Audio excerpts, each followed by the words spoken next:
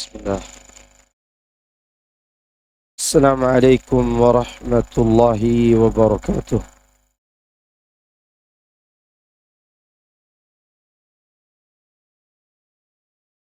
إن الحمد لله نحمده ونستعينه ونستغفره ونعوذ بالله من شرور أنفسنا وسيئات أعمالنا. من يهده الله فلا مضل له ومن يضلل فلا هادي له، وأشهد أن لا إله إلا الله وحده لا شريك له، وأشهد أن محمدا عبده ورسوله صلى الله عليه وعلى آله وصحبه أجمعين وسلم تسليما كثيرا. أما بعد، يا أيها الذين آمنوا اتقوا الله حق تقاته ولا تموتن إلا وأنتم مسلمون،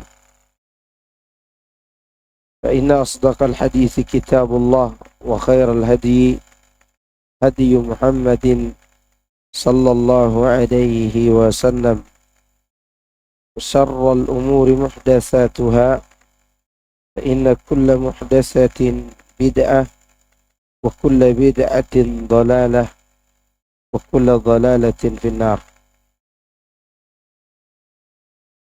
Jemaah sekalian rahimani Allah wa iyyakum. Alhamdulillah, bersyukur kepada Allah Jalla Dzikruhu atas limpahan nikmat yang Allah berikan kepada kita semuanya. Terlebih nikmat Islam dan nikmat iman, dan nikmat diberikan kesempatan untuk menjalankan ajaran yang mulia ini. Insyaallah pada pagi menjelang siang ini kita akan melanjutkan kembali pembahasan kita dari surat Al-Mumtahanah, yaitu ayat ke-7 dan seterusnya.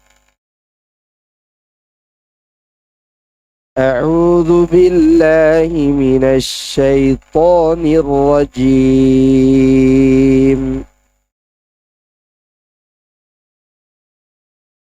Asallahu an yaj'ala bainakum wa bainal ladzina 'adaitum minhum. عسى الله أن يجعل بينكم وبين الذين عاديتم منهم مودة والله قدير والله غفور رحيم. لا ينهاكم الله عن الذين لم يقاتلوكم في الدين ولم يخرجوكم من دياركم أن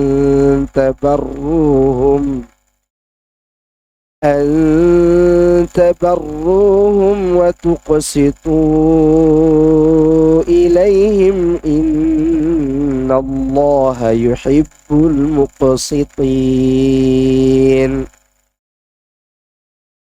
إنما ينهاكم الله عن الذين قاتلوكم في الدين وأخرجوكم من دياركم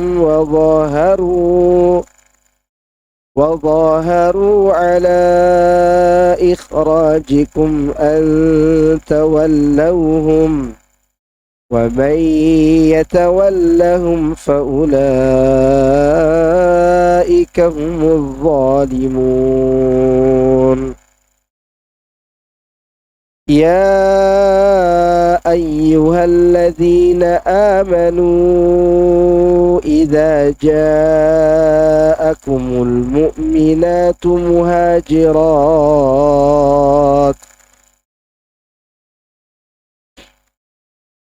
إذا جاءكم جاءكم المؤمنات مهاجرات فامتحنوهن الله أعلم بإيمانهن فإن علمتموهن مؤمنات فلا ترجعوهن إلى الكفار لا هن حل لهم ولا هم يحلون لهن وآتوهم ما أنفقوا ولا جناح عليكم أن تنكحوهن إذا آتيتم ولا جناح عليكم أن تنكحوهن إذا آتيتموهن أجورهن ولا تمسكوا بعصم الكوافر واسألوا ما أنفقتم واسألوا ما أنفقتم وليسألوا ما أنفقوا ذلكم حكم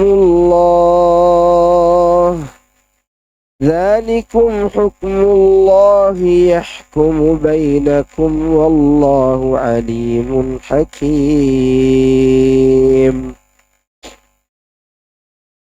وإن فاتكم شيء من أزواجكم إلى الكفار فعاقبتم فآتوا الذين ذهبت أزواجهم مثل ما أنفقوا واتقوا الله الذي أنتم به مؤمنون.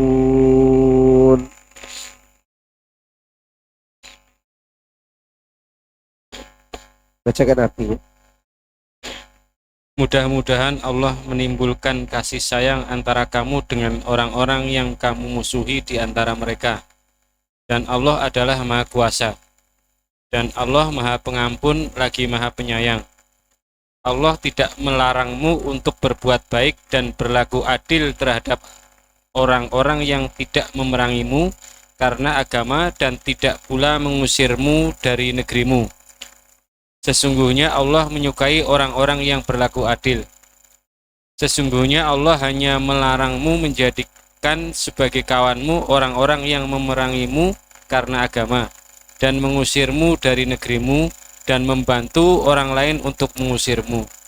Dan barang siapa menjadikan mereka sebagai kawan, maka mereka itulah orang-orang yang zalim.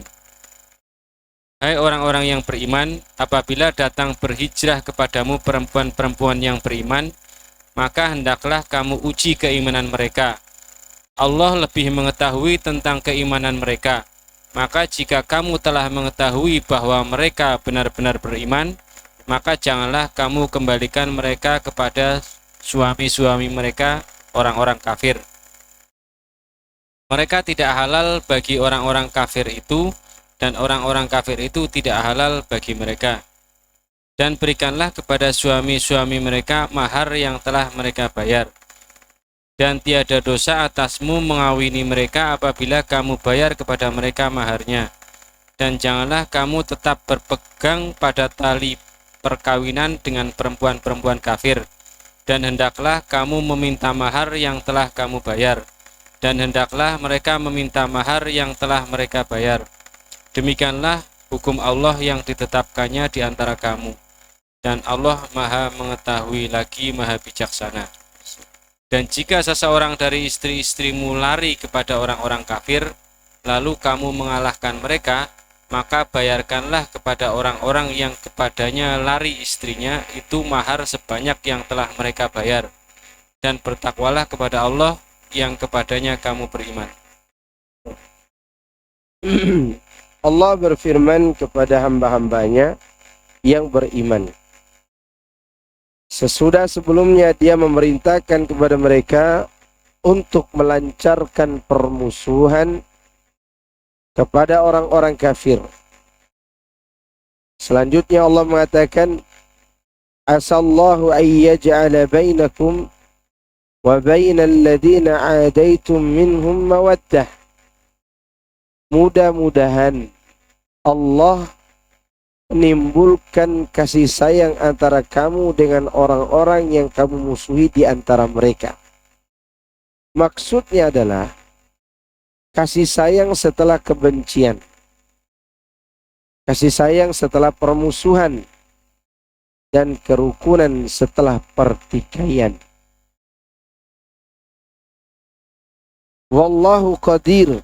Tentunya untuk mewujudkan semua itu, Allah adalah zat yang maha kuasa. Maksudnya atas segala sesuatu yang dikehendakinya, dia maha kuasa. Di antaranya menyatukan beberapa hal yang saling bertentangan, berjauhan, serta berbeda. Dia menyatukan hati-hati manusia setelah sebelumnya penuh dengan permusuhan dan kebencian, hingga menjadi hati yang bersatu dan penuh kerukunan. Seorang penyair mengatakan, وَقَدْ يَجْمَعُ اللَّهُ الشَّتِيتَيْنِ بَعْدَمَا يَظُنَّانِ كُلَّ الظَّنِّ أَلَّا تَلَاقَيَا. Dan Allah pernah menyatukan dua orang yang sudah tercerai-berai setelah sebelumnya keduanya mengira bahwa keduanya tidak akan pernah bersatu. Ya. Firman Allah, wallahu ghafurur rahim. Dan Allah maha pengampun lagi maha penyayang. Maksudnya adalah Allah akan memberikan ampunan kepada orang-orang kafir akibat kekufuran yang telah mereka perbuat, jikalau memang mereka benar-benar bertaubat kepada Rabb-nya dan menyerahkan diri kepadanya. Sungguh dia maha pengampun lagi maha penyayang. Yaitu maha pengampun lagi maha penyayang kepada setiap orang yang bertaubat kepadanya dari segala macam dosa, termasuk dosa kekufuran, selama nyawa belum sampai ke tongkol. Sebelumnya pernah kita bahas dalam surat Al-Buruj, ketika Allah Subhanahu wa ta'ala bercerita tentang orang yang membunuh para walinya, kurang lebih 20 ribuan orang, sampai ada seorang ibu dan anak yang terakhir kali masuk ke dalam api yang dinyalakan itu. Lalu si ibu ini ragu, maka anaknya mengatakan, ya umma isbiri fa innaki alal haq. Wahai ibuku, sabarlah engkau. Artinya, tidak apa-apa kau terbakar denganku, karena engkau berada di atas kebenaran. Maka matilah semua orang beriman. Nah, berarti yang hidup saat itu siapa? Raja yang zalim. Apakah raja itu masih diberikan penawaran oleh Allah untuk bertobat? Kalau kiranya dia bertobat, diampuni enggak oleh Allah? Nah, makanya kata Hasan al-Basri, lihat bagaimana Allah menampakkan kemurahan dan kasih sayangnya kepada orang-orang yang telah membunuh wali-walinya dan berbuat zalim, tapi dia masih menawarkan kepada mereka untuk bertobat. Makanya Allah katakan, innal ladzina fatanul mu'minina wal mu'minati summa lam yatubu falahum adzabu jahannam walahum adzabul hariq. Sesungguhnya orang-orang yang menyiksa kaum mukminin laki-laki dan perempuan, tsumma lam yatubu, ini kalimatnya, kemudian mereka belum bertaubat. Karena belum bertaubat, maka yang dia dapatkannya adalah azab jannah. Sekiranya mereka bertaubat, dapat apa? Jannah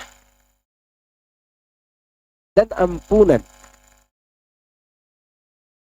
Sekarang seperti yang terjadi di Palestina. Yahudi yang membunuh kaum muslimin itu, sekiranya mereka kembali kepada Allah dan bertaubat, diampuni enggak oleh Allah? Ya. Oleh karena itu Allah mengampuni dosanya Umar bin Khattab. Allah mengampuni dosanya Abu Sufyan. Allah mengampuni dosanya Hindun. Allah mengampuni dosanya Al-Wahsy yang membunuh Hamzah. Sampai-sampai disebutkan dalam hadis yang sahih, ada dua orang yang membuat Allah ta'ajub nanti di hari kiamat. Keduanya saling berperang, yang terbunuh dan yang membunuh sama-sama masuk surga. Bagaimana kejadiannya? Dulu yang terbunuh ini berjihad di jalan Allah, dia mati, dibunuh oleh orang kafir. Dan orang kafir yang membunuhnya akhirnya masuk Islam, kemudian mati dalam keislaman, dua-duanya masuk surga. Maka Allah itu maha luas rahmatnya. Bahkan Fir'aun sekalipun ditawarkan untuk bertaubat, kiranya Fir'aun bertobat, diampuni enggak? Diampuni. Kata Allah melalui Nabi Musa, faqul hal laka ila an tazakka wa ahdiyaka ila rabbika fatakhsha. Katakanlah kepada Fir'aun itu, wahai Fir'aun, adakah keinginanmu untuk mensucikan diri? Lalu aku mengajakmu kepada Rabbmu agar engkau takut kepada-Nya. Itu tawaran Allah kepada Fir'aun. Ternyata dia tidak mau terima. Ya, di sini Allah katakan, wallahu ghafurur rahim. Orang kafir yang sedang memusuhi kalian itu, kalau bertaubat dan tunduk kepada agama Allah, maka Allah Subhanahu wa taala akan mengampuninya dan Allah akan menyayanginya. Ada orang memaafkan tapi belum tentu dia menyayangi orang yang dia maafkan. Ya enggak? Ada orang mengampuni kesalahan orang lain, belum tentu dia cinta kepada orang yang dia ampuni dosa. Berbeda dengan Allah. Ketika dia sudah mengampuni, maka ampunan itu berbarengan dengan cinta dan kasih sayang. Kemudian Allah katakan setelah itu, la yanhaakumullahu 'anil ladzina lam yuqatilukum fid din wa lam yukhrijukum min diyarikum. Allah tidak melarang kamu untuk berbuat baik dan berlaku adil terhadap orang-orang yang tidak memerangimu karena agama dan tidak pula mengusirmu dari negerimu. Maknanya adalah mereka yang telah membantu mengusir kalian. Artinya mereka itu bukan orang yang membantu untuk mengusir kalian. Tidak apa-apa kalian berbuat baik kepada mereka. Artinya Allah tidak melarang kalian berbuat baik kepada orang-orang kafir yang tidak memerangi kalian karena agama, seperti kaum wanita atau orang-orang yang lemah di antara mereka. Apakah semua orang kafir memerangi kaum muslimin? Tidak. Ya. Firman Allah yang berbunyi, antabarruhum, untuk kalian berbuat baik kepada mereka, yakni bersikap baik kepada mereka. Wa tuqsitu ilaihim, innallaha yuhibbul muqsitin. Serta berbuat adil terhadap mereka. Sesungguhnya Allah menyukai orang-orang yang berlaku adil. Nah, Imam Ahmad meriwayatkan dari Asma binti Abu Bakar bahwa dia pernah bercerita, ibuku pernah datang kepadaku dalam keadaan musyrik. tepatnya pada waktu kaum Quraisy melakukan perdamaian Hudaybiyah. Lalu kukatakan kepada Rasulullah, wahai Rasulullah, sesungguhnya ibuku datang kepadaku dan berharap dia dapat bertemu denganku. Apakah aku boleh menyambung hubungan dengannya? Beliau pun menjawab, ya, sambunglah hubunganmu dengan ibumu. Hadis ini diriwayatkan oleh Imam Bukhari dan Muslim.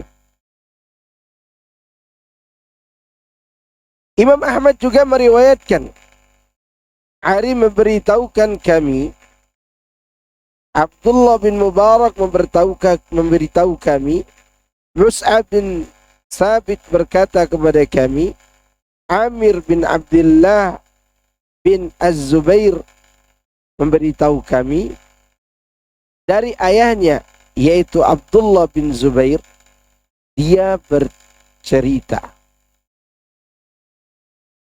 Qutailah pernah datang menemui putrinya Asma binti Abi Bakar dengan membawakan daging biawak dan minyak samin sebagai hadiah. Sedang dia seorang wanita musyrik. Asma menolak pemberiannya itu, bahkan tidak mempersilahkan ibunya masuk ke rumahnya. Kemudian Aisyah bertanya kepada Nabi SAW, lantas Allah menurunkan ayat ini. Allah tidak melarang kamu untuk berlaku baik dan berlaku adil kepada orang kafir yang tidak memerangimu gara-gara agama yang kau bawa. Nah, itu turun ayat. Kemudian beliau pun menyuruh Asma menerima pemberian ibunya dan mempersilahkan masuk ke dalam rumah. Berarti Asma dengan Aisyah sama gak ibunya? Beda. Ya. Abu Bakar itu kalau salah ada 3 istrinya. Dan anak Aisyah dengan Asma itu berbeda ibu tapi satu ayah mereka.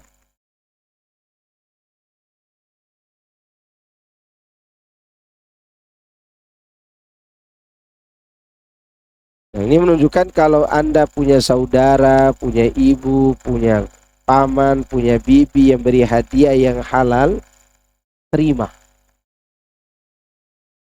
Ya, jangan kita menolaknya karena dia kafir, jangan. Karena yang tidak boleh diberlakukan dengan baik itu hanyalah orang kafir yang memerangi kita. Orang kafir yang tidak memerangi kita dan tidak mengusir kita dan tidak menolong orang kafir untuk mengusir kita. Kan ada yang ketiga nih, menolong orang kafir. Dia tidak memerangi kita secara langsung, tidak mengusir kita secara langsung, tapi dia beritahukan, begini nih cara mengusir orang Islam. Ini berarti dia ikut serta.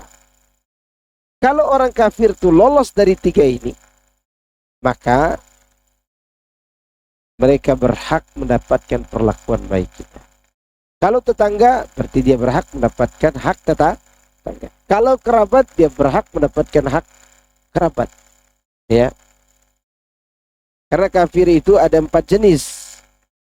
Pertama harbi, yang ini yang tidak boleh kita berbuat baik kepadanya karena dia memerangi kita, terus sekaligus mengusir kita. Ya.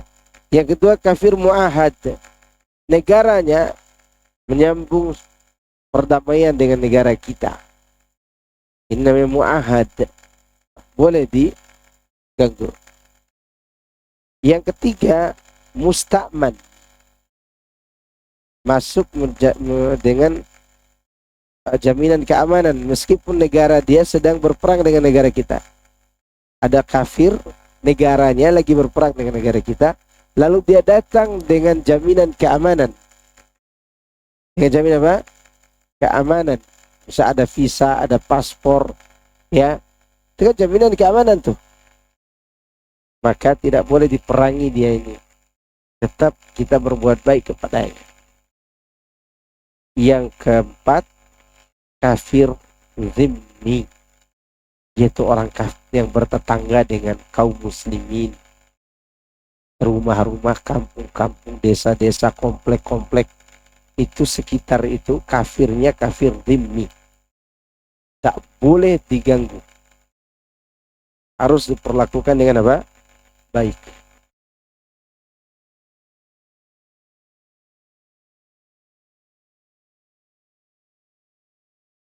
Oleh karenanya Allah memuji orang-orang yang beriman yang masih bisa berbuat baik dan adil kepada orang-orang kafir yang tidak memusuhinya. Kata Allah, innallaha yuhibbul muqsitin. Sesungguhnya Allah menyukai orang-orang yang berlaku adil. Ya.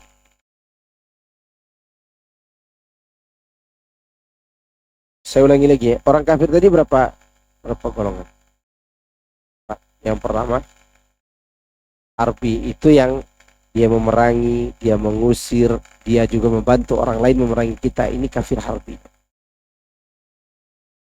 Yang kedua, mu'ahad, negaranya membuat perjanjian damai dengan kita. Ya. Yang ketiga, yaitu orang kafir yang negaranya memerangi negara kita, tapi dia masuk dengan jaminan keamanan. Dapat jaminan apa? Yang keempat, ini tidak boleh sama sekali diganggu. Tetangga, bisa sekampung, bisa senegara, satu negara, itu termasuk kafir.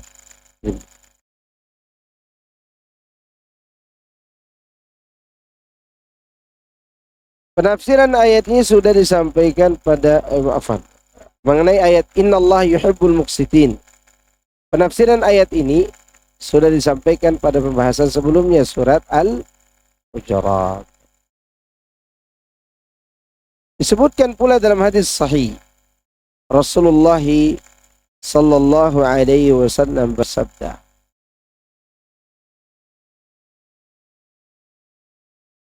al-muqsituna ala manabir min nurin an yaminil arsh alladhina ya'diluna fi hukmihim wa ahalihim wa ma walu. Orang-orang yang berbuat adil di sisi Allah pada hari kiamat kelak ada di atas mimbar-mimbar yang terbuat dari cahaya di sebelah kanan arsy, yaitu orang-orang yang berbuat adil dalam hukum, berbuat adil di dalam keluarga, dan semua yang berada di bawah kekuasaan mereka. Hadis ini diriwayatkan oleh Imam Muslim dan Imam Nasa'i. Ya. Hadis tersebut juga diriwayatkan oleh hadis ini disebutkan oleh Muslim dan Nasa'i dari hadis Sufyan bin Uyainah. Jadi orang-orang yang berbuat adil apa saja,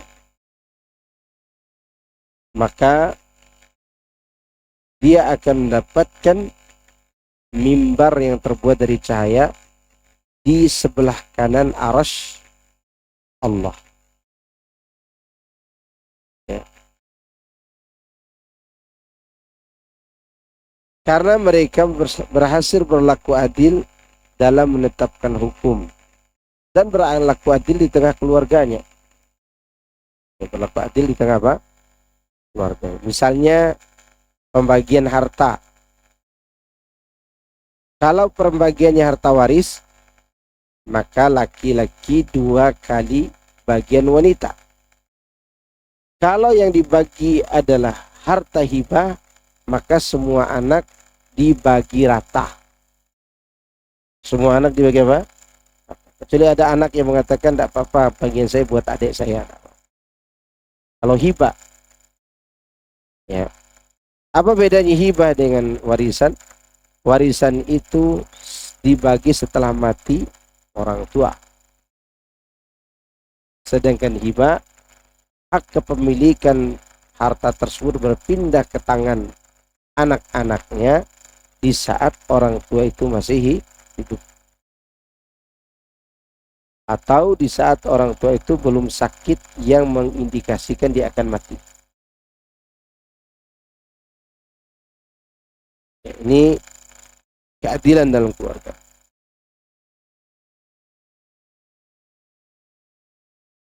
Serta adil pada orang-orang yang ada di bawahnya, seperti guru sekolah. Guru apa? Sekolah. Seperti mudir. Siapa? Makanya menjadi seorang penengah, pemimpin itu tidak gampang.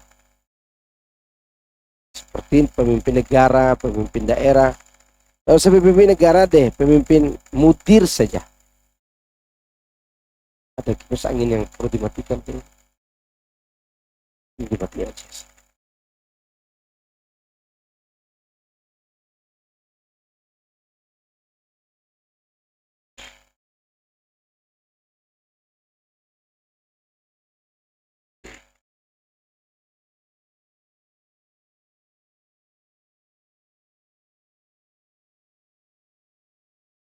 Contoh yang kecil, mudir. Mudir itu apa? Direktur lah kalau bahasa Indonesia. Tapi pimpinan yang menengahi antara pemilik atau bos dengan bawahannya. Ini adalah posisi yang sangat sensitif kalau dia tidak adil. Makanya banyak pondok pesantren gagal karena gagalnya mudir.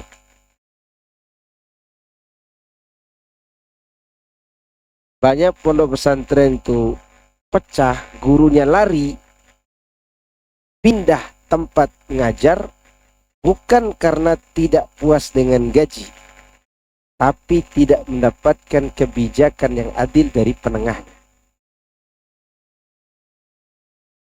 Dan ini sering terjadi.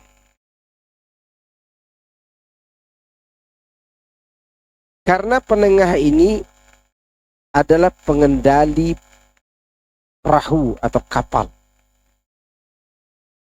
Jika dia tidak kuat, begitu dihantam gelombang, baperan dia, loncat aja pakai baju apa namanya, pelampung, udah pergi sendiri. Sedangkan orang yang ada di atas kapal, dia tinggalkan begitu saja terombang-ambing dengan kapal. Seperti itu kondisi. Makanya sering terjadi hal seperti itu. Maka apa yang harus dilakukan? Dia harus betul-betul bijak. Bagaimana menghadapi atasannya dan bagaimana menghadapi bawahannya. Bawahnya datang mengeluh, Pak Mudir, anak saya sakit, istri saya repot di rumah sendiri, saya harus temani anak saya di rumah sakit. Apa kata Pak Mudir? Nggak boleh, jadwal ente banyak. Sekarang kira-kira kalau gurunya digitukan, apa yang dipikirkan? Besok saya resign. Karena kerja di sini seperti budak. Seharusnya dia berbicara sesuatu, nanti saya usahakan untuk memberi izin kepada engkau setelah saya lapor kepada ketua yayasan atau ketua atau seorang ownernya. Kan itu akan buat sebuah keadilan. Karena adil itu tidak harus sama. Adil itu menempatkan sesuatu pada tempatnya. Ini orang lagi sakit anak, atau dia mau mengunjungi orang tua. Bahkan sampai ada seorang ustadz curhat kepada saya waktu itu. Tidak bisa ustadz. Hari Ahad sama Sabtu waktu saya untuk mengunjungi ke orang tua pun dipakai juga untuk waktu meeting dan rapat. Kapan saya bertemu berbakti sama orang tua? Akhirnya pun dia keluar dari tempatnya.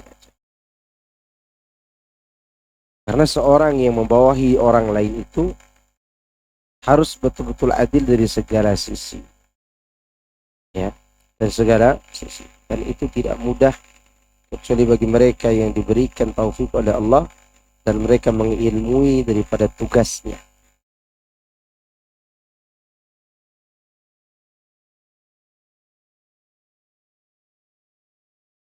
Boleh kita tambah lagi ayat.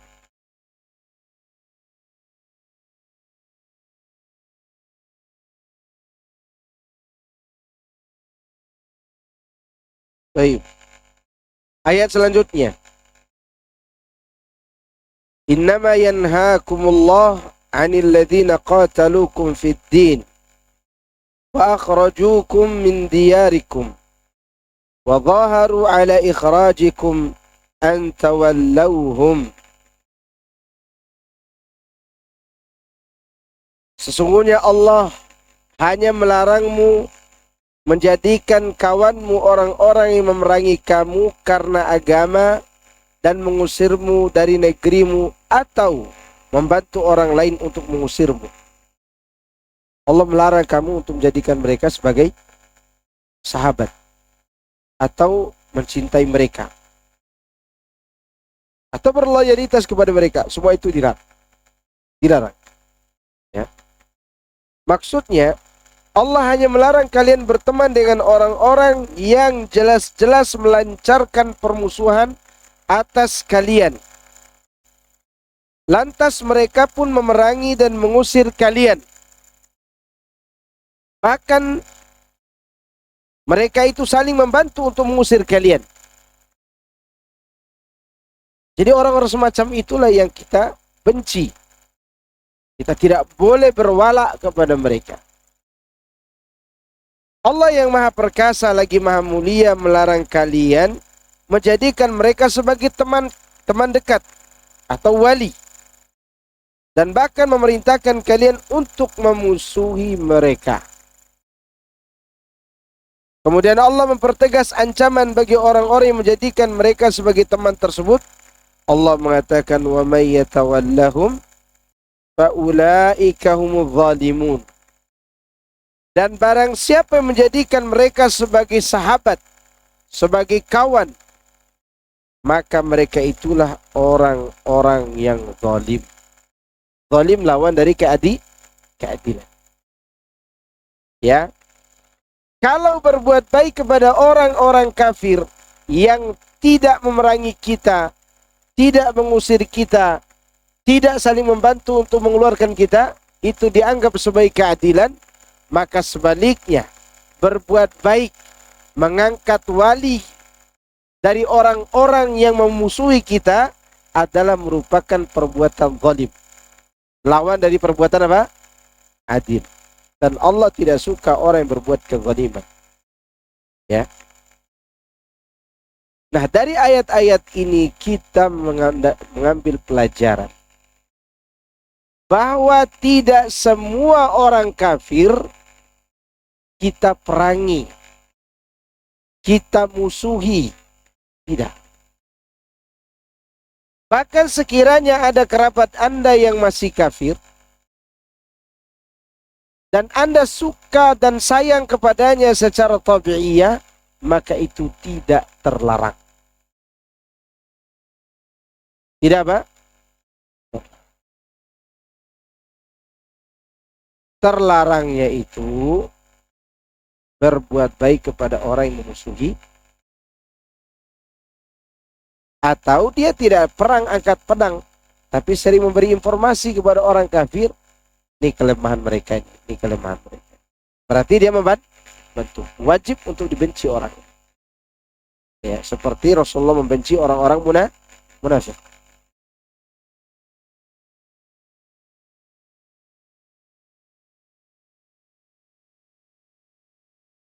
Kemudian ayat berikutnya, ayat ke-10. Pernah disampaikan dalam surat Al-Fatah kisah peristiwa perdamaian Hudaybiyah yang berlangsung antara Rasulullah SAW dengan kaum atau orang-orang kafir Quraisy. Ya. Di antara isi perjanjian itu berbunyi, tidak ada seorang pun dari kami yang mendatangi kalian meskipun dia memeluk agamamu, kecuali kamu wahai Muhammad harus mengembalikan orang tersebut kepada kami.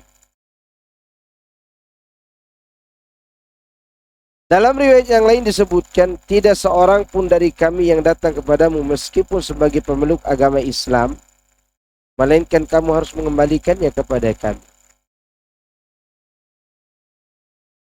Demikianlah pendapat Urwah, Ad-Dhahak, Abdurrahman bin Zaid, Az-Zuhri, Muqatil bin Hayyan, serta As-Suddi. Berdasarkan riwayat ini, maka ayat ini mengkhususkan sunnah. Ya. Ini merupakan contoh terbaik tentang masalah ini. Maka sebagian ulama salaf memandangnya sebagai ayat nasikh, menghapus ayat lain.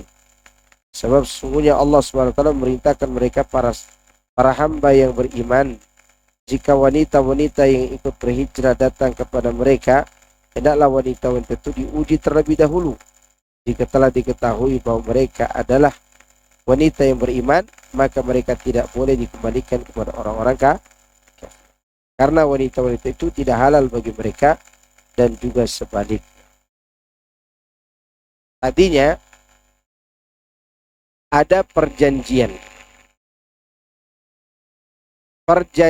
antara Nabi dan kaum Quraisy. Itu perjanjian Hudaybiyah.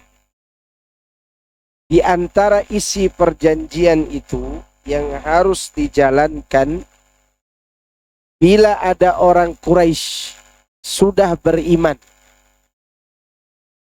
lalu datang ke kota Madinah, maka Muhammad SAW wajib mengembalikan lagi ke Mekah meskipun orang ini sudah beriman. Hukum ini umum. Umum. Namun dari hukum yang umum ini ada yang dikecualikan, yang tidak boleh dikembalikan kepada orang kafir Quraisy. Apa itu? Bila yang datang wanita-wanita yang beriman, karena dia ada kaitannya dengan hukum halal dan haram, berkaitan dengan kehormatannya, di mana orang kafir musyrik tidak halal untuk menikah dengan mukminah. Demikian juga sebaliknya, mukminah ini sudah tidak halal bagi mereka. Nah, maka ketika ada wanita Quraisy masuk Islam, lalu dia datang ke kota Madinah, seharusnya kalau mengikuti perjanjian Hudaybiyah harus diapakan nih? Dikembalikan. Tapi karena ini hukumnya sudah bersifat khusus wanita, maka diturunkan hukum yang khusus buatnya, yang melepasnya dari hukum yang bersifat umum yang harus dikembalikan tadi. Apa hukum khususnya? Dia ini wanita yang ada kaitannya dengan hukum kehormatan, dia sudah tidak halal bagi kaum musyrikin. Maka dikecualikan wanita saja yang tidak boleh lagi dikembalikan ke Mekah. Jelas? Itu ini maksud. Ya. Ada yang berpendapat bahwa hukum sunnah tadi dinasikh dengan ayat ini. Artinya sudah tidak berlaku lagi pembicaraan orang mukmin yang ke Madinah tidak harus kembalikan lagi ke Mekah itu. Udah tidak berlaku lagi hukum itu setelah turun ayat Ya ayyuhalladzina amanu idza ja'akumul mu'minat. Tapi yang jelas ayat ini, yang pendapat yang benar insyaallah adalah berkaitan dengan khusus buat wanita saja. Adapun sekiranya setelah turun ayat ini ada laki-laki yang ke Madinah, maka kaum muslimin harus kembalikannya kemana? Ke Mekah.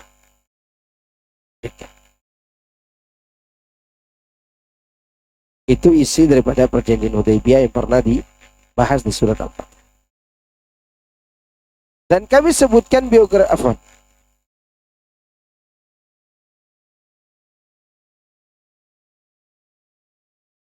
sampai di mana itu? Ini merupakan contoh terbaik tentang masalah ini. Maka sebagian ulama salaf memandangnya sebagai ayat nasikh. Sekali lagi ini perbedaan pendapatnya.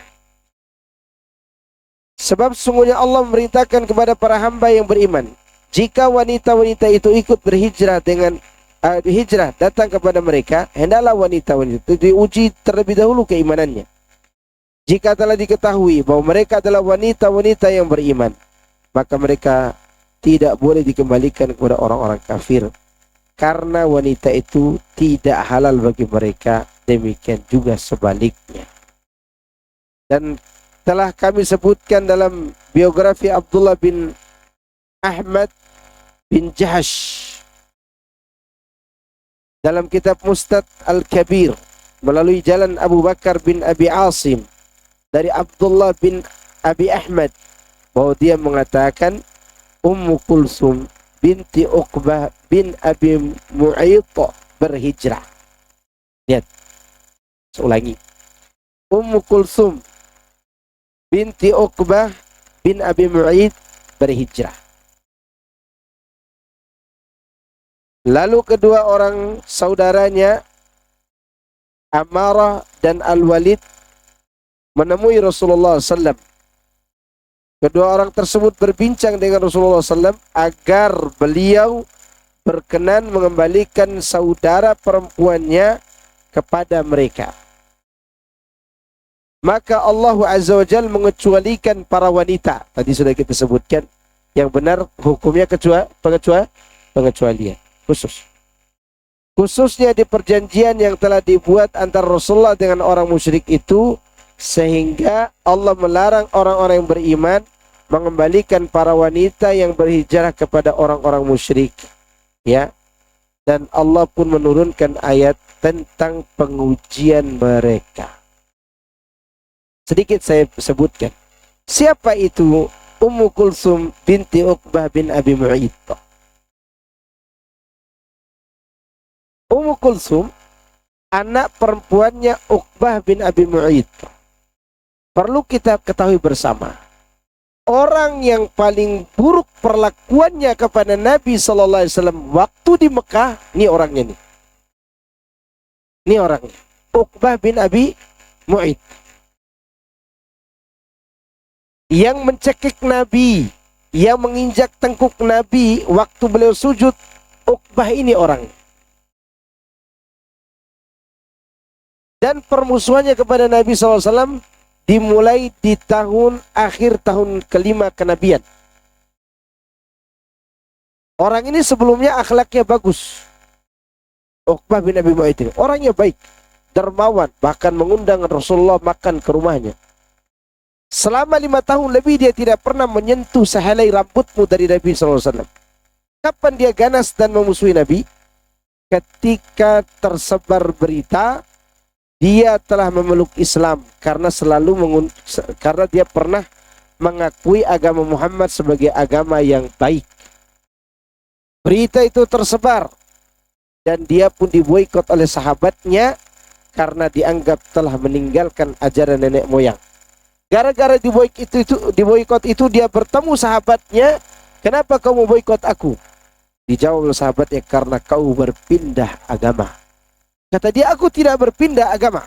Aku hanya mengatakan agama Muhammad itu benar agar dia mau memakan makanan yang kuberikan kepadanya di rumahku. Kemudian sahabatnya itu mengatakan, jika benar kau tidak beriman kepada Muhammad, tunjukkan bukti bahwa kau musuh Muhammad. Maka ketika itulah dia datang di Ka'bah dan Nabi lagi sujud, dia injak tengkuk Nabi, hampir Nabi tidak bisa bernapas. Ini orang. Anaknya, anak perempuannya masuk Islam, beriman kepada Allah dan Rasulnya, dan datang ke kota Madinah untuk bertemu dengan Nabi Muhammad sallallahu alaihi wasallam. Dua orang saudaranya mengikutinya dan meminta kepada Nabi, kembalikan saudari perempuan kami ini agar kembali ke mana? Ke Mekah, meskipun sudah beriman. Maka atas kejadian itu turunlah ayat, ya ayyuhalladzina amanu idza ja'akumul mu'minat muhajiratin famtahuhunna. Turun ayat ini. gara-gara kedatangan anak perempuan seorang musuh bebuyutan Nabi sallallahu alaihi wasallam. Namanya siapa tadi? Uqbah bin Abi Mu'ayth. Ya. Dan anaknya masuk Islam. Ya. Berapa banyak anak musuh Nabi masuk Islam? Ikrimah bin Abi Jahal dengan saudarinya. Ya kan? Kemudian ini Ummu Kulsum binti Uqbah bin Abi Mu'ayth. Selanjutnya Ibnu Jarir meriwayatkan dari Abu Nasr Al-Asadi, dia bertutur bahwa Ibnu Abbas radhiyallahu anhuma pernah ditanya, bagaimanakah pengujian yang dilakukan oleh Rasulullah sallallahu alaihi wasallam terhadap para wanita tersebut. Ibnu Abbas menjawabnya, beliau menguji mereka dengan meminta mereka mengatakan, demi Allah, aku tidak pergi karena benci kepada suami. Demi Allah, aku tidak keluar karena membenci negeri ini dan pindah ke negeri lainnya. Demi Allah, aku tidak pergi untuk mencari kesenangan duniawi. Demi Allah, aku tidak pergi melainkan karena kecintaanku kepada Allah dan Rasulnya sallallahu alaihi wasallam. Ya. Inilah cara Rasulullah SAW menguji siapa? Wanita-wanita. Karena ada sebagian wanita atau sebagian orang meninggalkan orang lain karena benci kepada orang lain tersebut. Ada juga yang karena membenci tempat tinggalnya. Ada juga karena urusan duniawi. Tapi wanita-wanita ini datang bukan untuk itu, tapi karena cinta kepada Allah dan Rasulnya sallallahu alaihi wasallam. Masih mengenai firman Allah, ya ayyuhalladzina amanu idza ja'akumul mu'minat muhajiratin famtahinuhunna.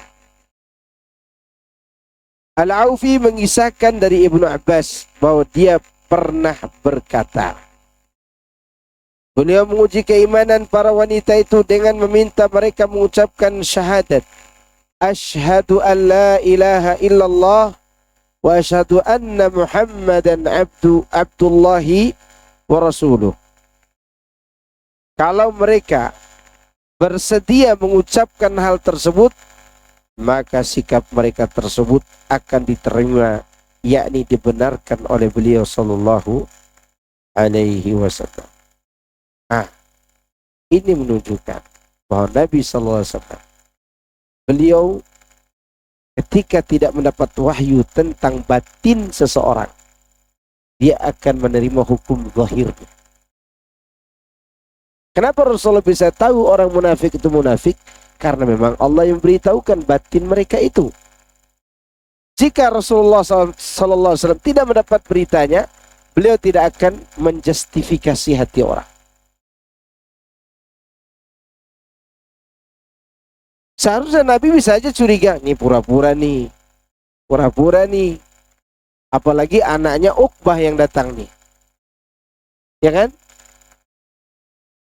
Ummu Kulsum binti Uqbah lagi nih. Musuh bebuyutan Nabi. Naga kemungkinan nih pura-pura. Nabi tidak pernah mencurigai itu. Ketika mendengar mereka mengucapkan asyhadu an la ilaha illallah wa asyhadu anna Muhammadan abdullahi wa rasuluh, maka beliau terima Allah. Tak ada berita bahwa mereka ini berpura-pura, maka Rasulullah menerima. Ya. Kemudian, fa in alimtumuhunna mu'minat fala tarji'uhunna ilal kuffar. Jika kamu telah mengetahui bahwa mereka benar-benar beriman, maka janganlah kamu mengembalikan mereka kepada suami-suami mereka orang-orang kafir. Ya. Di dalam ayat tersebut terkandung dalil yang menunjukkan bahwa keimanan dapat dilihat secara pasti dengan melihat zahir.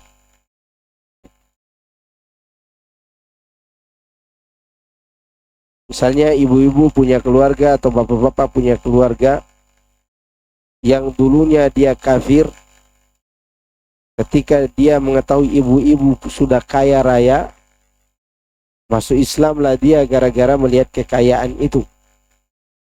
Misalnya, boleh nggak kita katakan ada maunya? Boleh kita katakan begitu? Nggak boleh. Maka kalau kita katakan demikian, kita akan berhadapan dengan sabda Nabi, asyaqaqta qalbah, kamu sudah bedah hatinya. Maka mengenai masalah hati itu bukan masalah sepele. Tidak boleh menjustifikasi hati orang. Tidak boleh. Apapun alasannya, tidak boleh. Itu hak Allah. Ya. Kemudian selanjutnya, lahunna hillun lahum wa lahum yahilluna lahun. Mereka tidak halal bagi orang-orang kafir itu, dan orang-orang kafir itu tidak halal pula bagi wanita yang beriman. Ayat ini mengharamkan para wanita muslimah menikah dengan laki-laki musyrik.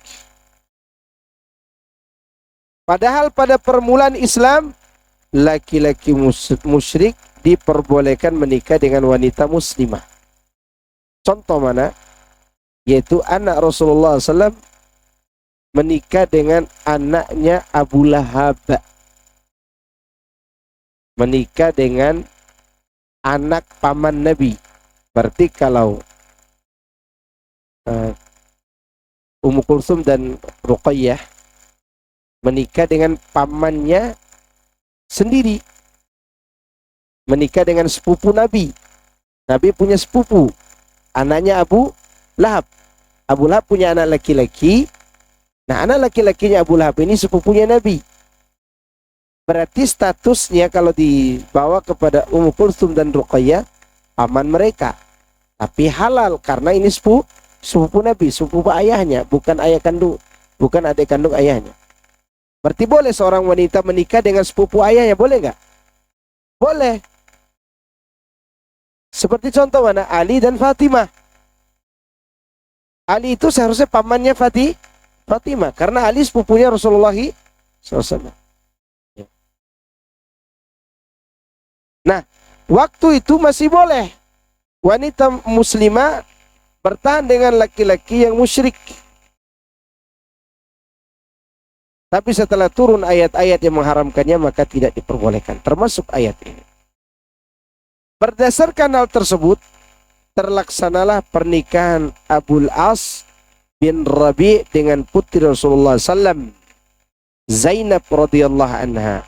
Di mana pada saat itu Zainab sebagai seorang muslimah, sedangkan Abul As masih memeluk agama kaumnya. Dan saat dia termasuk ke dalam tawanan perang Badar, Zainab mengutus seorang guna menebusnya dengan kalung yang dahulu milik ibunya, Khadijah binti Khuwailid.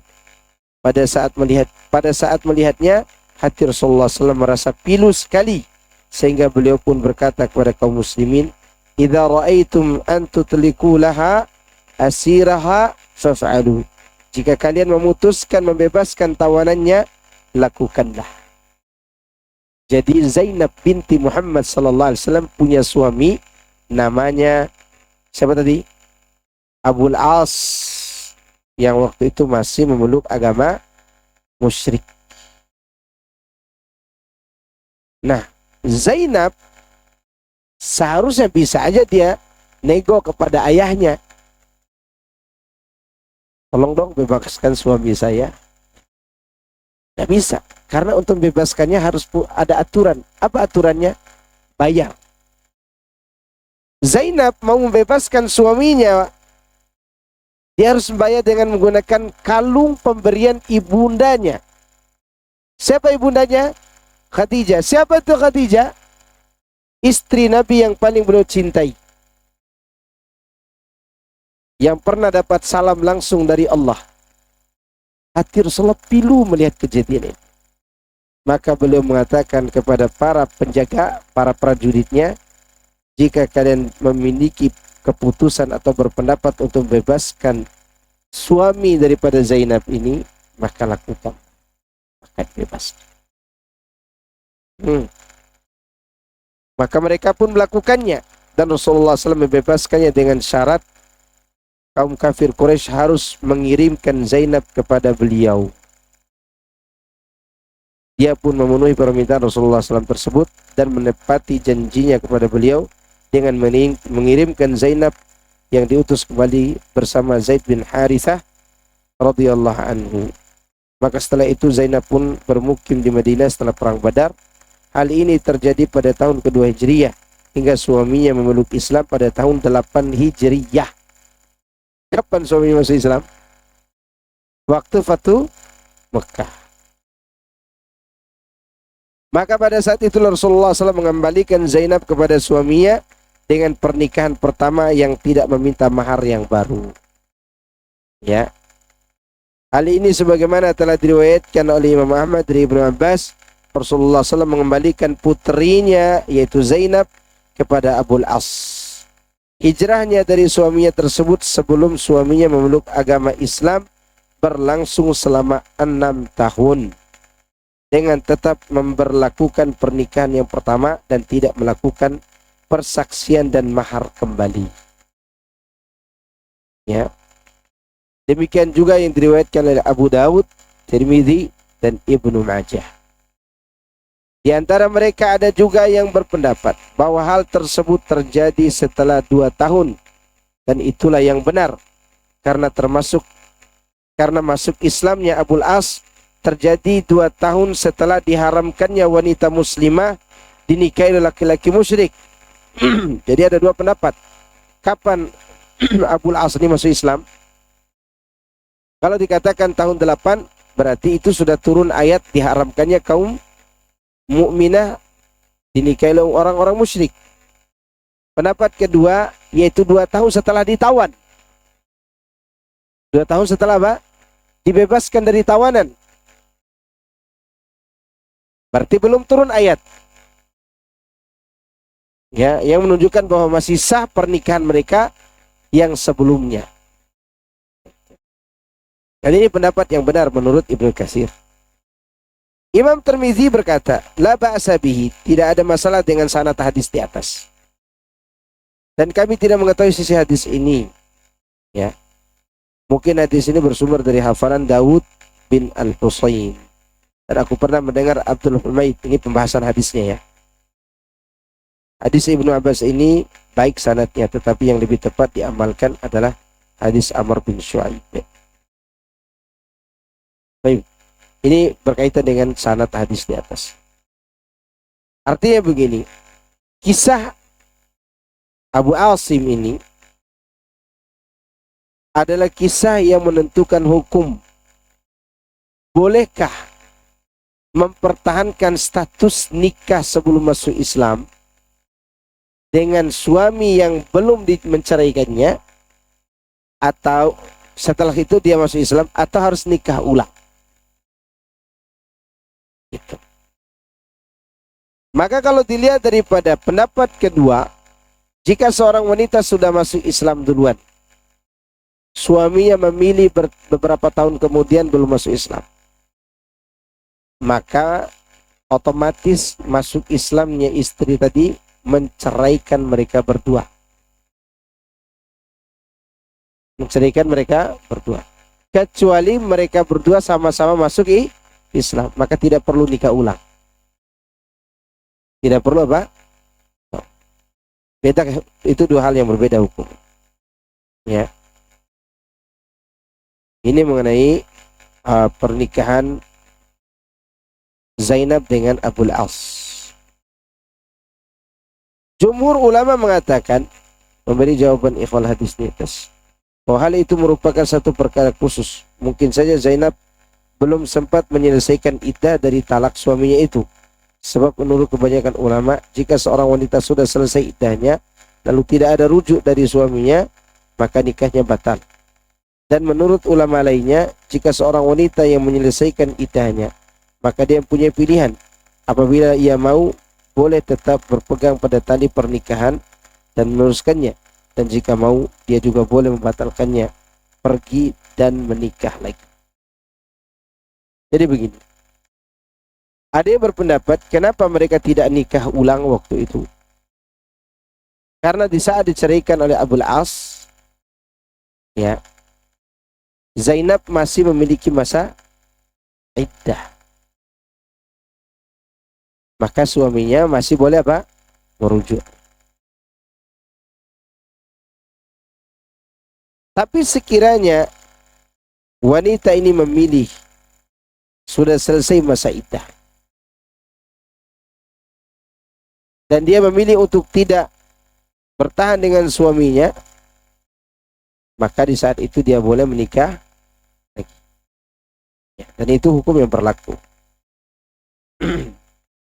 Kemudian mengenai ayat berikutnya, wa atuhum ma anfaqu, dan berikanlah kepada suami-suami mereka mahar yang telah mereka bayar. Maksudnya suami-suami para wanita yang berhijrah dari kalangan kaum musyrikin, serahkanlah kepada mereka mahar-mahar yang telah mereka bayarkan kepada istri-istri mereka tersebut.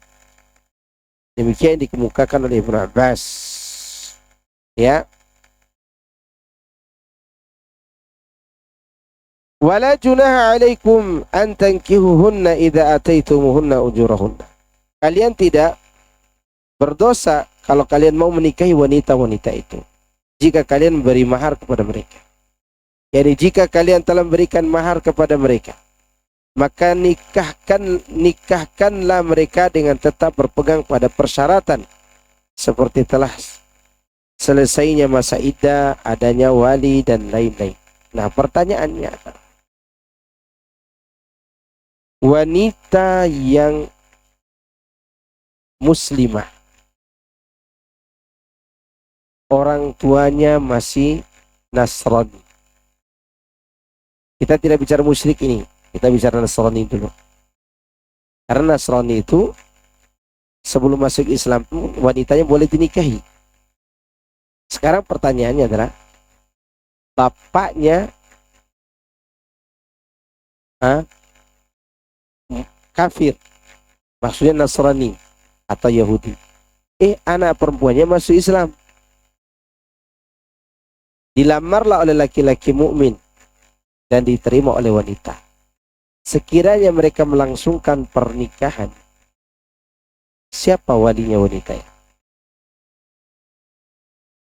Wali berikutnya. Wali berikutnya kalau ada keluarganya yang muslim dari kalangan pamannya, dari ayahnya, jadi wali dia kan. Sekarang kalau tidak ada semua keluarganya yang muslim, maka wali hakim. Ternyata hakim angkat tangan. Gak berani. Dituntut dari keluarga orang ini. Gak mau dia hakim. Terus siapa jadi walinya? Tokoh masyarakat yang paling terkemuka. Nah, ada juga cari masjid raya, tapi bukan Taman Yasmin. Iya, masjid besar gitu. Cari tokoh yang dibesarkan di masjid itu, imam besar. Nggak ada juga, maka dia cari tokoh masyarakat setempat, RT, RW. Nggak mau juga, maka wanita boleh milih wali sendiri. Boleh milih wali. Tapi insya Allah kalau sudah masuk Islam, KUA mau jadi wali. Mau. Ya. Apalagi yang menjadi ketua KUA-nya Pak Asroni.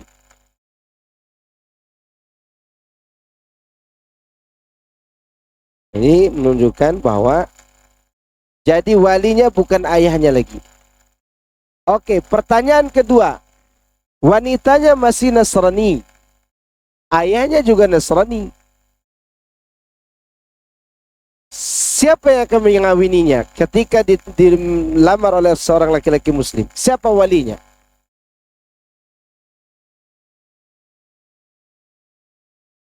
Bapaknya atau wali hakim lagi?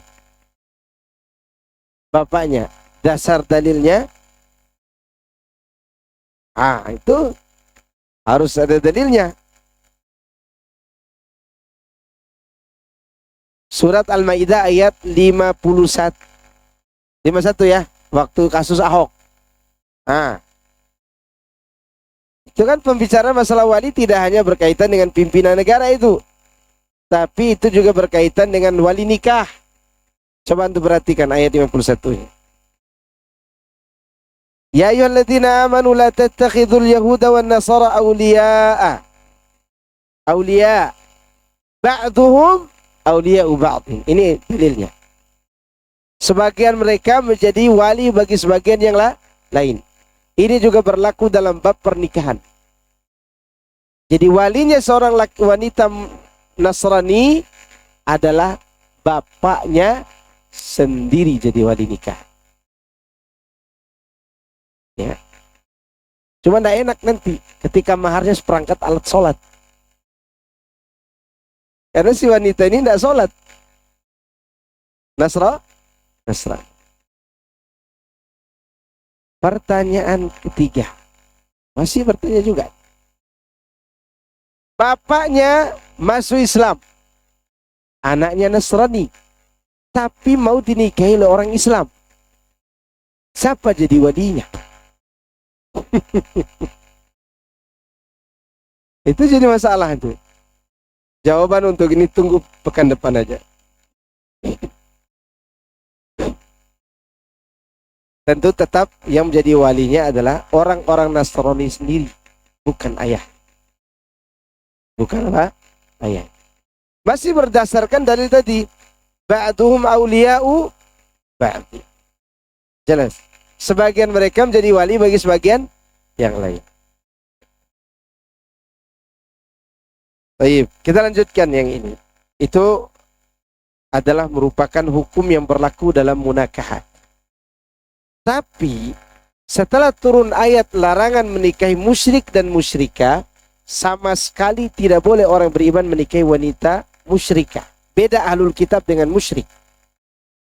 Beda. Ya, Hindu, Buddha itu musyrik. Konghucu itu musyrik. Ya, maka tidak boleh sama sekali dinikahi.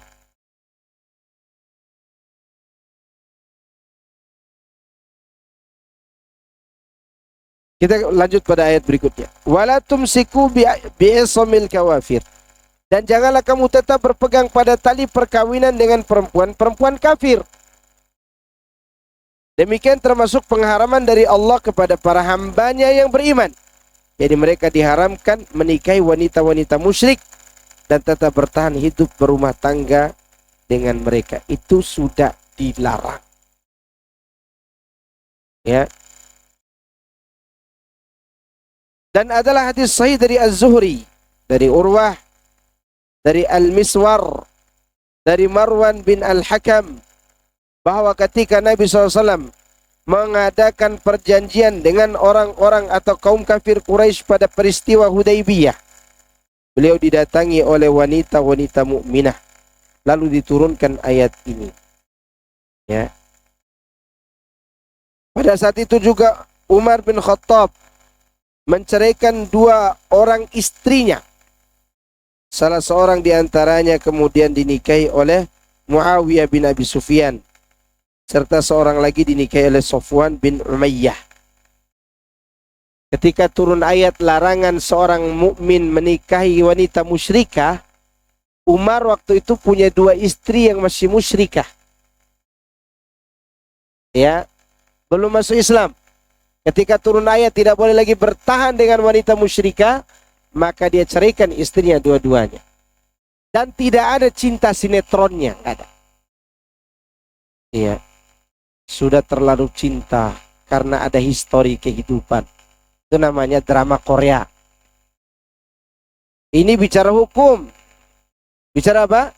Hukum. Maka Umar menceraikan istrinya. Waktu itu Abu Sufyan masih kafir.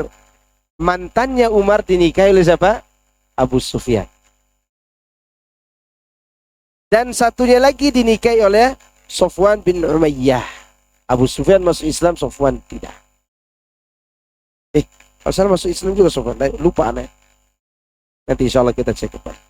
Nah, ini menunjukkan bahwa para sahabat itu orang-orang yang betul-betul sami'na wa ta'ala. Tidak ada Umar katakan sayang nih bening dua-duanya nih. Tidak ada. Ditinggalkan. Ya. Ibnu Thawr menceritakan dari Ma'mar dari Az-Zuhri, dia berkata, ayat ini diturunkan kepada Rasulullah sallallahu alaihi wasallam yang ketika itu beliau berada di tempat paling bawah dari Hudaybiyah. Saat beliau mengadakan perjanjian dengan kaum kafir Quraisy dengan yang datang kepada beliau ke Madinah, maka beliau diharuskan mengembalikannya kepada diri mereka. Dan setelah ada beberapa wanita yang datang kepada diri beliau, maka turunlah ayat tersebut dan beliau merintahkan supaya para wanita itu mengembalikan mahar kepada suami mereka. Hal serupa diberlakukan terhadap orang-orang musyrik. Jika ada wanita muslimah yang datang kepada mereka, mereka pun harus mengembalikan mahar kepada suami mereka. Ya. Artinya begini. Ada wanita musyrikah masuk Islam di Mekah. Ya. Dan kemudian hijrah ke kota Madinah. Hijrah ke kota Madinah. Mereka tidak mau kembali lagi ke Mekah. Maka agar mereka bisa bertahan di Madinah, kembalikan mahar suami mereka yang di Mekah. Oke, sebelum turun ayat tadi. Dan sebelum turun ayat tadi pun, sudah ada orang Islam muslimah yang masih bertahan dengan suaminya yang musyrik. Ya. Ketika turun ayat itu, mereka juga datang ke Madinah. Kan dua hal yang berbeda ini. Setelah turun ayat itu, ada orang-orang musyrikah yang masuk Islam. Sebelum turun ayat itu, sudah ada muslimah yang bertahan dengan suami yang masih musyrik. Dua golongan ini sama-sama hijrah akhirnya. Meninggalkan suami mereka. Dan suami mereka ini wajib juga harus mengembalikan mahar suami mereka yang musyrik itu. Ya. Itu dulu. Sekarang tidak. Ya. Tapi kalau ada yang masih begitu seperti orang Hindu, maka berlaku juga hukumnya. Berlaku apa hukumnya?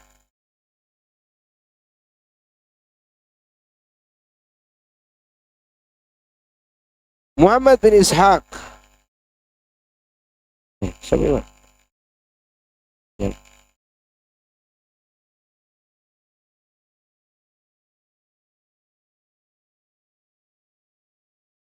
Masih berkaitan dengan ayat wala tumsiku bi ismil kawafir.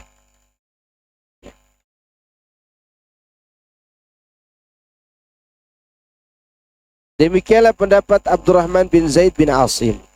Dan terkait dengan hal tersebut, dia mengatakan secara lebih jelas bahwa sungguhnya Allah berlakukan hal tersebut kepada mereka karena di antara kaum muslimin dan di antara kaum musyrikin pada saat itu terjadi perjanjian. Artinya dikembalikan maharnya karena ada perjanjian. Muhammad bin Ishaq menceritakan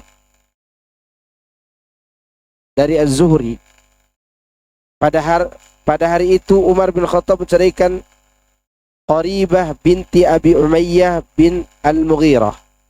Lalu Qaribah dinikahi oleh Muawiyah bin Abi Sufyan. Juga menceraikan Ummu Kulthum binti Amr bin Jarwan Al-Khuzaiyah, yaitu Ummu Abdillah. Lalu kemudian dia dinikahi oleh Abu Jaham bin Hudzaifah bin Ghanim, seorang dari kaumnya sendiri, dan keduanya masih berada dalam kesyirikan. Sedangkan Talha bin Ubaidillah menceraikan Arwa binti Rubai'ah bin Al-Haris bin Abdul Muttalib, dan kemudian dia dinikahi oleh Khalid bin Sa'id bin Al-As. Kemudian ayat selanjutnya, was'alu ma anfaqtum wal yas'alu ma anfaqu.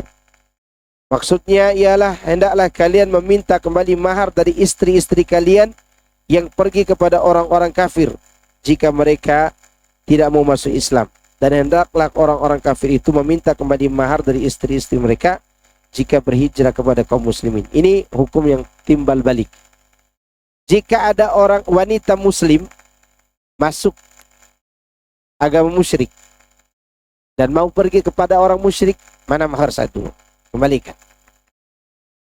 Kemudian kalau ada orang musyrik masuk Islam, kemudian datang kepada kaum mukminin, maka dia kembalikan mahar suami mereka yang musyrik. Itu maksudnya.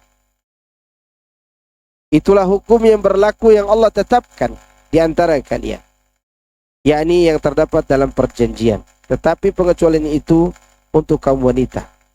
Semua perkara ini adalah keputusan yang telah ditetapkan Allah bagi semua hamba. Kemudian wallahu alimun hakim, dan Allah maha mengetahui lagi maha bijaksana. Jadi maha mengetahui apa-apa yang terbaik bagi kemaslahatan para hamba dan maha bijaksana dalam semua itu. Ya, ini hukum yang Allah tetapkan. Pastinya ada apa? Maslahat. Selanjutnya Allah mengatakan, wa in fatakum syai'un min azwajikum ilal kufar ila akhiril ayat. Jika seorang dari istri-istrimu lari kepada orang-orang kafir, lalu kamu mengalahkan orang kafir itu, maka bayarkanlah kepada orang-orang yang kepadanya lari istrinya itu mahar sebanyak yang telah mereka bayar. Yakni yang demikian itu berkenaan dengan orang-orang kafir yang tidak mempunyai ikatan perjanjian, di mana jika ada wanita yang melarikan diri kepada mereka dan mereka tidak membayar mahar suami wanita itu sedikit pun, maka jikalau ada salah seorang wanita dari mereka datang kepada kaum muslimin, si suaminya tidak akan dibayar maharnya sedikit pun hingga membayar mahar kepada suami wanita yang melarikan diri tadi kepada mereka sebanyak mahar yang diberikan kepada si wanita tersebut. Ulangi ya. Jadi maksudnya ini adalah jika seorang wanita musyrik ya dalam melarikan diri kepada laki-laki, jika seorang wanita yang tadinya beriman pergi kepada laki-laki musyrik yang tidak ada perjanjian Hudaybiyah di antara kaum muslimin dengan mereka, artinya di luar orang-orang yang memiliki perjanjian, maka si wanita ini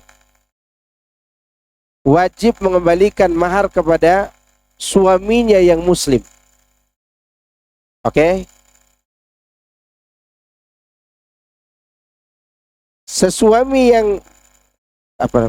Si suaminya ini tidak akan dibayar jika wanita ini lari kembali kepada muslim, begitu maksudnya. Dari laki-laki musyrik yang tidak ada perjanjian damai tadi, maka si suami wanita yang baru ini muslim maka si wanita ini tidak wajib bayar mahar kepada suaminya yang musyrik tadi. Kenapa? Karena yang berhak dibayarkan maharnya itu adalah yang mengikat perjanjian Hudaybiyah. Berarti hukum membayar mahar itu berlaku pada saat itu saja. Kalau hari ini ada wanita musyrik yang meninggalkan suaminya yang musyrik, wajib nggak dia kembalikan mahar? Tidak. Karena tidak ada perjanjian Hudaybiyah.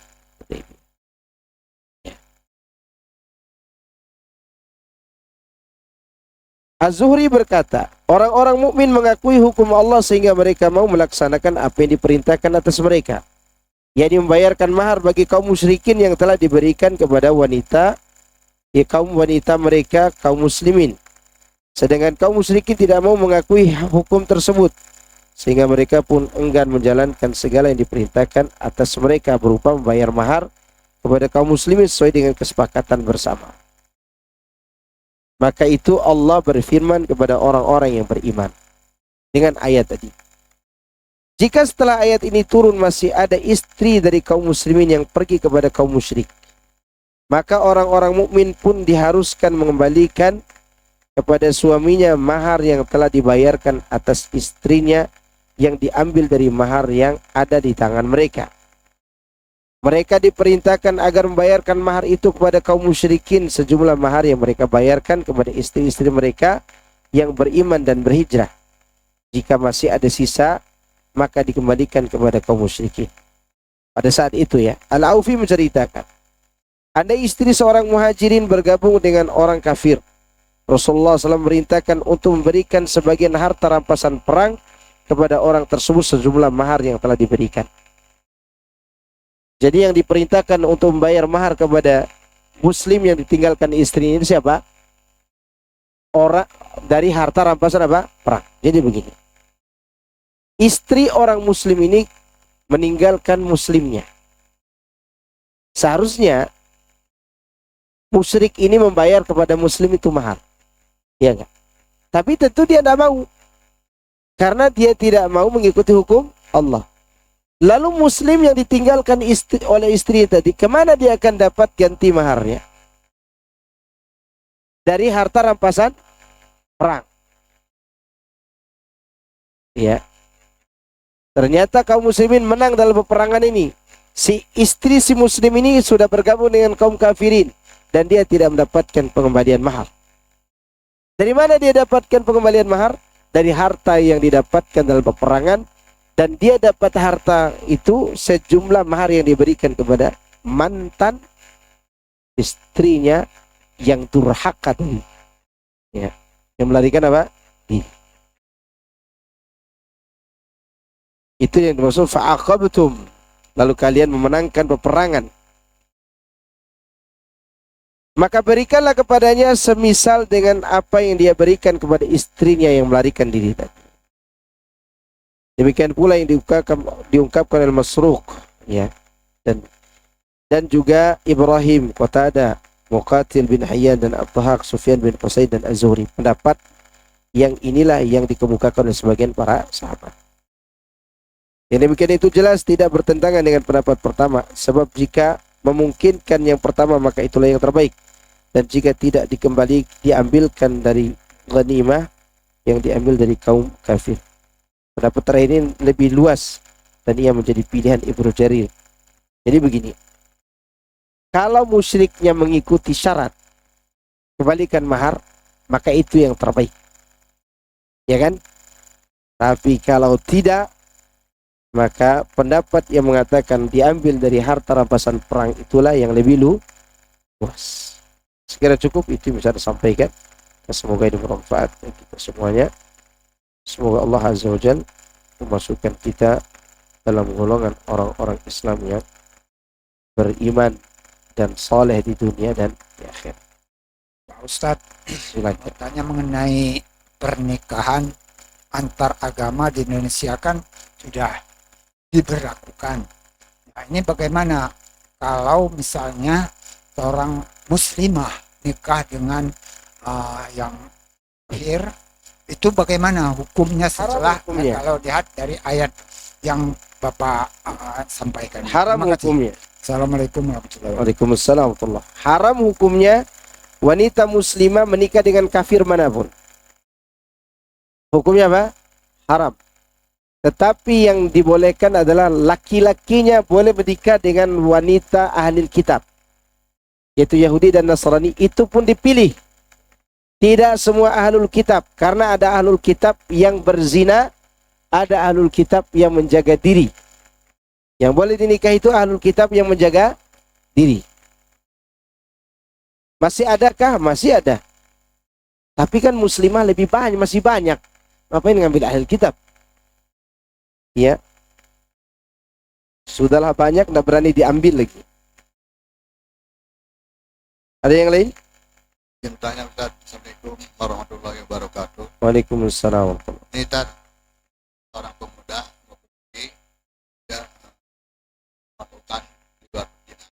Zina. berzina. Hmm.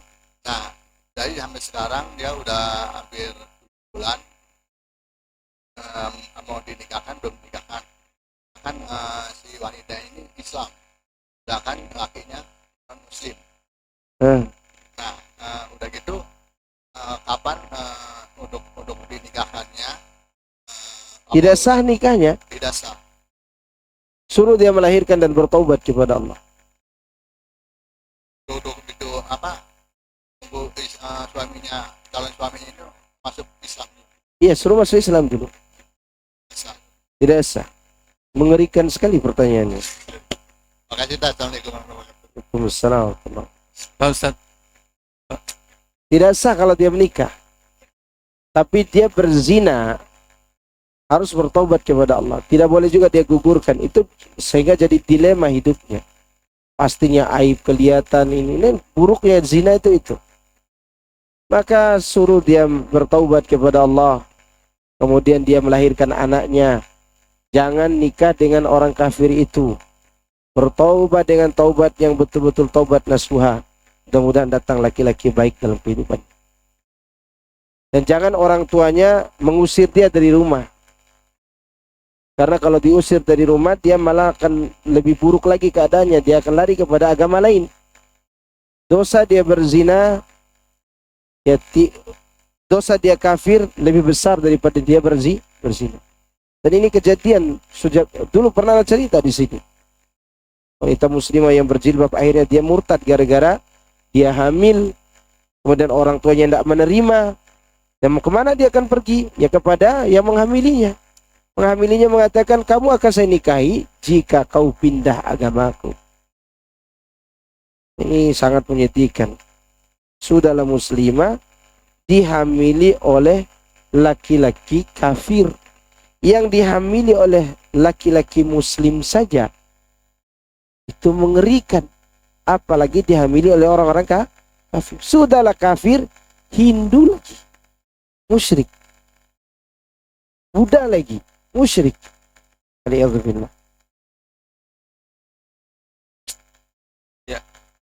Pak Ustadz, ini mengenai kisah yang tadi menerima hadiah dari orang kafir. Dia menerima itu dalam kisahnya biawak ya. Bukan biawak, top. Top. Biawak gurun pasir, bukan seperti biawak kita, nggak sama. Itu Iya. gurun pasir. Memang terjemahannya ke biawak semua. Top itu beda dengan biawak kita. Kalau biawak kita, ayam saya pun dimakan sama dia. Oke. Itu top itu tidak makan ayam. Berarti selesai udah. Iya, hukumnya boleh kalau top. Kadal gurun pasir. Kadal gurun. Kartun ya? Oh iya, kartun. Kadal gurun. Itu halal. Oh iya, oke. Oke. Terima kasih. Tapi biawak kita ini tidak halal. Tidak halal. Apa aja dimakan sama biawak kita. Mau bangkai, mau apa dimakan. Baik, Assalamualaikum Ustaz. Waalaikumsalam. Dulu Rasulullah SAW dan para sahabat mendatangi negeri. Berdakwah. Kalau tidak mau maka diperangi. Berarti memerangi negeri kafir adalah salah satu agenda ketika tidak mau terima dakwah. Bagaimana kita saat ini? Bagaimana terhadap tanggung jawab kita? Kapan jatuh kewajiban meruntuhkan atau memerangi negara yang tidak mau menerima syariat Islam? Semangat sekali bertanya nih. Bagaimana dengan negara kita? Apakah dakwah kita tahapnya sama atau gimana? Yang berperang itu adalah pemimpin negara yang memimpinnya. Dan kita tidak bisa menyalahkan mereka ketika mereka tidak membangun berperang. Karena berperang itu butuh strategi dan butuh ilmu. Ya. Maka perang adalah salah satu cara berdakwah dan perluas Islam setelah kita memiliki kekuatan.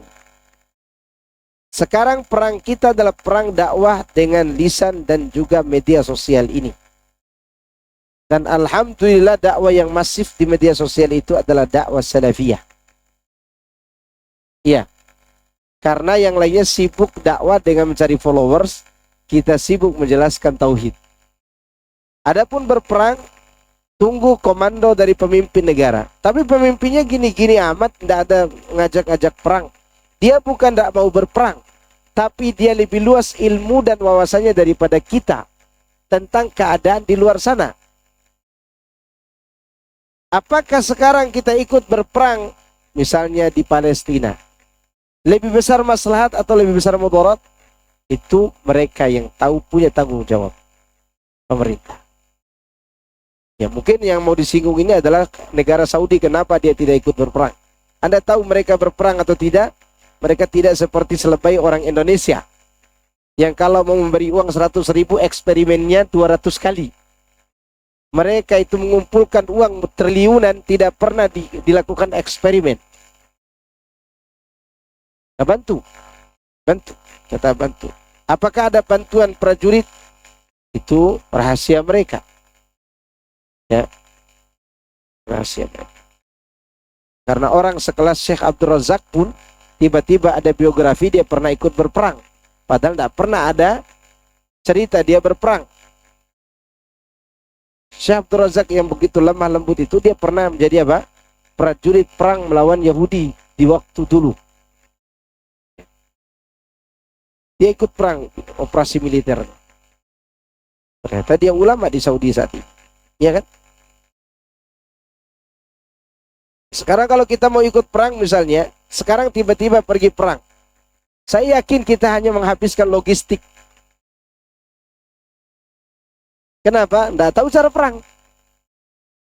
Kita tidak pernah diberitahukan cara perang, kapan kita meeting, kapan kita apa? Briefing untuk pergi berperang. Bagaimana pegang senjata. Itu berarti kita belum dibebankan untuk berperang karena belum siap. Bukan karena takut. Bukan karena takut.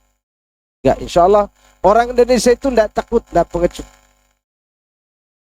Ya, cuman kalau dia tidak punya ilmu, ya berantakan jadinya.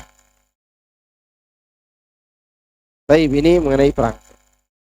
Dan perang itu fardu ainnya bisa fardu ain satu negara, bisa fardu ain individu.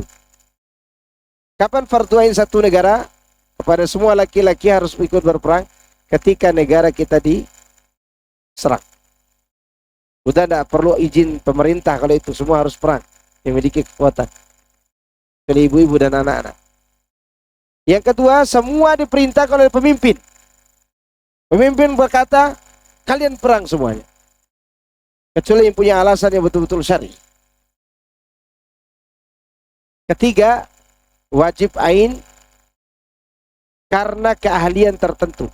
Misalnya saya dengan Pak Asrani bisa memegang senjata menggunakan laptop, komputer, atau ada senjata yang harus dipegang oleh orang yang memiliki otot yang kuat dan dia bisa membidiknya. Orang ini tak dapat izin dari orang tuanya. Dia juga tidak diperintahkan secara langsung oleh pemerintah, tapi dia yang bisa pegang senjata ini di negara itu, maka dia fardu ain ikut perang. Karena dia sendiri yang bisa pegang senjata tersebut. Dia langsung datang, saya mau ikut perang. Karena hanya saya yang bisa pegang senjata ini. Tapi kalau kita cuma bisa pegang garpu dan sendok menghabiskan logistik, mundur. Mundur. Jangan menyibukkan orang lain, hanya menyusahkan orang saja. Wartawan lari ke kanan, dia ke kanan. Menyusahkan orang saja. Tapi saya kira cukup ya. Subhanakallahumma wa bihamdika asyhadu an la ilaha illa anta astaghfiruka wa atubu ilaik. Wassalamualaikum warahmatullahi wabarakatuh.